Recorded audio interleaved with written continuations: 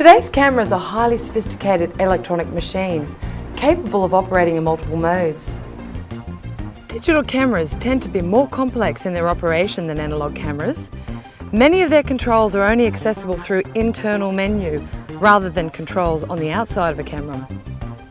Unfortunately, unless you read the technical manuals that came with your camera and understand them thoroughly, many of the features which the salesman touted so highly are features that will hinder your ability to make videos that have a professional look to them. Hello, I'm Ali Stewart, and I want to spend a little time showing you the basics of a digital video camera and some important techniques to use when filming. And I'm Evatt. While Ali demonstrates the many features of our camera, it's my job to explain the outcome and to pass on the tips we've both learnt over many years. Let's start with the controls. Do you know which controls on your camera turn off the date and time features? It's probably a menu item. Remember, once this information has been imprinted on your tape, it cannot be removed. The date and time will be on every foot of Cousin Ben's birthday video, unless you turn it off before you begin shooting. Here's a tip within a tip. In the morning, before you start shooting, turn on the date time feature and shoot a view out of the window for 10 seconds. Then, turn off the date time feature for the rest of the day. When you look at your tape months later, you know exactly what day you were shooting and where you were. Especially useful on a travel vacation. If you have any thought of editing the videotape that you shoot, do not use the built-in fade and dissolve features in your camera. If you do a fade or dissolve in camera, there's no way to remove the special effect and no way to recover the images that are lost as these effects are complete. Use your camera's zoom feature sparingly. Most video cameras have a zoom lens, which enables you to go from wide-angle view to close-up at the push of a toggle. Zoom too much and your video will look like you're on a roller coaster and will make it difficult to watch. If you intend to edit your videotape, using your zoom toggle is okay. You'll need to use the zoom toggle to change the apparent distance between you and your subject. Once you've zoomed in or out, videotape the scene for at least 5 to 10 seconds before going on to your next shot. Many cameras have a combination of optical and digital zoom. Our production cameras, for example, have an optical zoom of 12 times. That is a magnification of 12 times normal. A menu selection allows the camera to zoom from 12 times to 48 times digitally. Most of the digital zoom range is of little use. The picture begins to break up after about 20 times and images look grainy and digitized. So do some experimentation before you take your camera on that once-in-a-lifetime trip. Familiarize yourself with all the features and take time to read the manual. Read about all the automatic features on your camera, especially white balance and focus. Do these also have the potential to be done manually? If so, familiarise yourself with how these features work. Viewfinder fuzzy and hard to see through? Look for the diopter control on your viewfinder, a focusing mechanism that allows you to adjust the viewfinder for your eyesight. It's probably a little lever on the bottom of your viewfinder. While you're at it, look at all the icons and the writing in the viewfinder.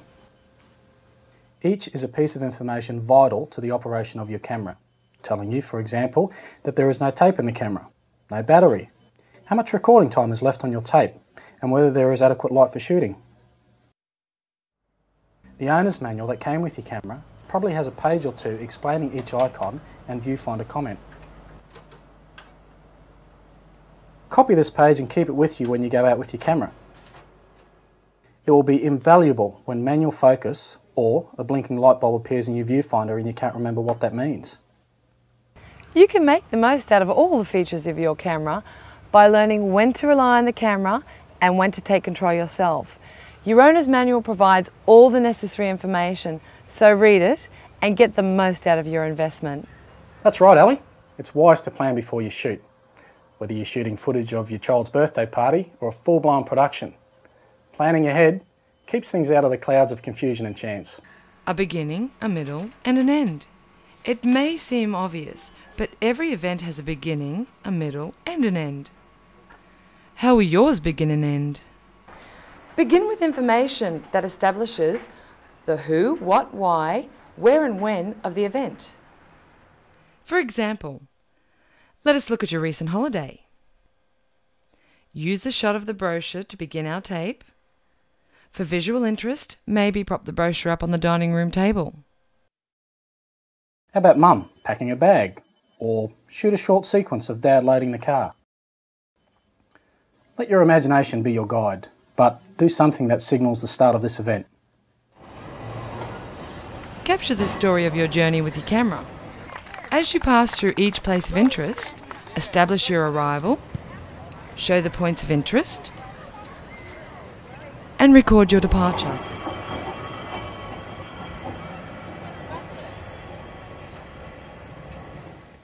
Remember, there's more to a story than simply arriving and departing. Be adventurous, talk to the locals and capture their point of view. Then a year later, people settled further up here in Brisbane and in fact got their water from a creek just near Brisbane Grammar School. Then later on the Enoggera Dam was built, which was a source of water for a fair period of time while the city was developing. It was first built in 1978. Before that, there was just a pipe that was discharging the wastewater out into the bay. It wasn't treated at all. There's always a natural background of contamination because we live in the real world. And Mount Crosby is fed by 62 kilometres of river from the Wivenhoe Dam. Record the locals doing what they do best. If they're farmers, let's see them farming. If they drive a bus, let's see the bus. The culture in most communities is rich with opportunity. There's nothing fancy here. All you've done is follow the events of the journey as they've unfolded. The point, though, is that you had a plan and try to follow it. Any thoughts, Everett? Sure, Ellie. How about arriving home? A shot from the street as the family unpacked the car. A final shot from inside the house as the luggage is unpacked.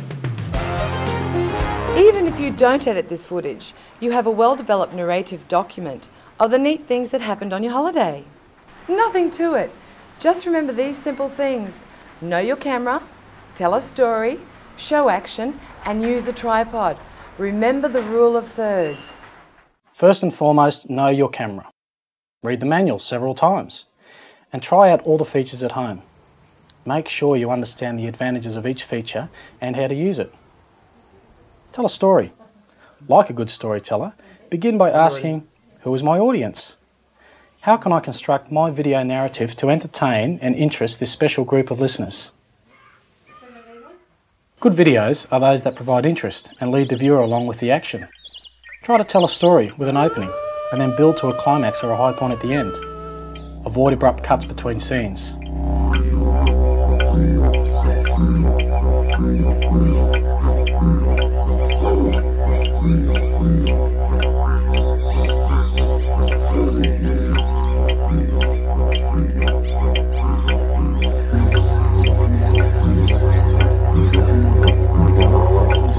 Instead, work for smooth transitions from one idea to another. Your thoughts, Ali? In telling your story, think about what you do when you approach an event. It'll help you plan your shots. You see the event from far off. You approach the event and pause to see what's going on. You move in close to see detail. Precisely the same sequence is used in video and film. Begin your sequence of shooting with a wide shot, also called an establishing or master shot. Follow it with a medium shot and conclude with a close-up. Show action. Remember, what separates video from still photography is the video camera's ability to record motion, things in action. A good example of this can be seen with landscape or portrait photography. The still photographer poses his friends for pictures. The still photographer will record one frozen moment when he clicks the shutter. You, on the other hand, videotaping the same moment, will capture not only the scenery, but the reaction of your friends and family as they admire the outlook. You record a sequence of activity, a miniature story in this single scene. Remember, there are two sources of movement when shooting video, the subject you're shooting and the camera itself. Everett, how important is movement? You can keep the camera steady and allow your subjects to move. You may choose to do this when videotaping a happy group of tourists boarding a tram. You frame up to your subject, then let the tram move off into the distance. The most common camera move is a pan, in which you traverse the camera from left to right. To do a pan smoothly, you must use a tripod, but in some cases it can be handheld for effect. You let the camera follow the motion of your subject in the pan. Suppose the subject walks down the street past you. You could keep the camera steady and let her walk into the frame, across the frame and exit the frame. Or you could let her walk into the frame from left and follow her with the camera as she walks past. Then allow her to disappear from the frame. Here you would be panning. Be sure to leave enough room in front of the subject so the audience gets a sense of where she's going. Otherwise she'll appear to be running into the edge of frame. Think of it this way. If the frame were divided into thirds and your subject was walking from frame left to frame right, you would try to keep the subject in the left-hand third of the frame as you follow the action with your camera. Then, when you have followed enough, stop moving the camera and allow your subject to walk to the right side of the frame, leaving only an empty frame behind. After the camera, your first investment should be a good video tripod. The tripod should support the weight of the camera without wiggling when you move the camera, which pretty well rules out tripods designed for still cameras. Ellie, what else do they need? With your tripod, you'll need a pan head, which sits on top of the tripod and supports your camera. It is important to buy a pan head designed especially for your video camera. This is called a fluid head. Fluid heads have a cushion of oil, which allow for a very smooth movement of the head. The oil works a bit like the shock absorbers in your car. The pan head must allow you to move the camera smoothly as you follow the action of the event that you're videotaping. As with any video equipment, the rule of thumb here is to buy the best your budget will allow. Now let's look at some creative rules. With the rule of thirds, each scene you shoot should have a focal point. That is, a particular subject upon which the audience will focus. This could be a high school marching band, your child blowing out birthday candles, or a sporting event. Regardless of the particular subject, composition is important. Mentally divide your viewfinder into thirds, horizontally and vertically. Try to make your focal point fall on the intersections of the horizontal and vertical thirds, as you see here. When you apply the rules of filmmaking, video editing becomes much easier. Editing lets you tell a video story in your own way and gives you the flexibility to combine shots from different angles. In order to edit effectively, there are some basic rules that must be followed before you begin your shoot. Leave at least a minute of blank tape at the beginning of each cassette tape. If you haven't blacked the entire tape, be sure you black this portion. Put the lens cap back on and record for 60 seconds. Then remove the cap, check the white balance and begin shooting. Be sure your camera is recording 8 to 10 seconds before the action you want to capture begins. For example, if you are recording an interview with a friend who's going to tell a story to camera, start the camera, tell your friend to count to 10 silently and then begin. I wish I could have met Zoe Reed. I think for someone so young she's been quite a remarkable person because she has provided so much courage and strength to people around her that they actually want to go out and do something for this young person. When I'd heard Mark's speech at the official opening of the Zoe's Place project, I realised that Mark had actually made a connection with Zoe Reed. He had thought not only about the purpose of the project, which is to assist an organisation build a facility for terminally ill children. That way, you will allow adequate time for rollback, the process required to bring the camera and editing equipment up to recording speed. Make sure you shoot plenty of cutaway footage. The batter's hand on the bat, the ball going to the outfield, fans in the grandstand. In addition to your main subject, this will add interest and drama to your video, as well as to allow you to have something to edit to, in case your primary shot has some jerky or out of focus moments. Finally, don't record on your tape to the bitter end. Leave at least 1 minute of unrecorded tape. The editing equipment needs this to function properly. To get the most out of this video, you need to follow these simple rules. Review our tips, especially the one about reading your camera manual. Play in your next video so that you capture the most important events. Review the technical issues, the rule of thirds, using a tripod, and shooting to edit.